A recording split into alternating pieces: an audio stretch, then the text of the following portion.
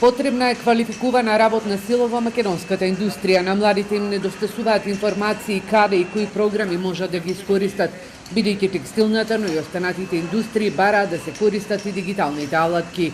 Јасмина Чапова, која работи 3D дизајн, смета дека компаниите за да ги привлечат младите во текстилниот сектор, мора да им ги понудат дигиталните технологии. Според неа, мотивацијата изостанува поради тоа што им се нуди работа, како што работеле нивните баби и мајки на машина за шиење. Потребно е младите да се квалификуваат. За да се квалификуваат, покрај образовниот систем, постојат и програми. Еве, ние како индустрија, како сектор, како компанија воведовме 3D дизајн, сертифициравме програма за 3D дизајн. Веќе имаме млади дизајнери кои што активно работат на тоа и го пробиваме како нашата аутсорсинг сервис го пробиваме на странскиот пазар.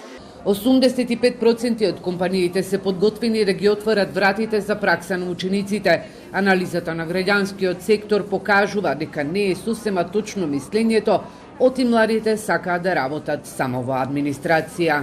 Има млади кои што се предприемачи. Агрикултура мислам дека не ги интересира премногу, но се уште постои ризикот и интересот за иселување од државата.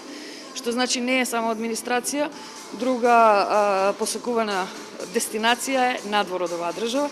Митровиќ и Чапова сметаат дека отварањето на канцеларијата Млади хаб во Штип на Националниот младински совет со помош на британската амбасада на младите од источниот регион ќе има возможи добивање на повеќе информации за вработување, мерки и квалификации.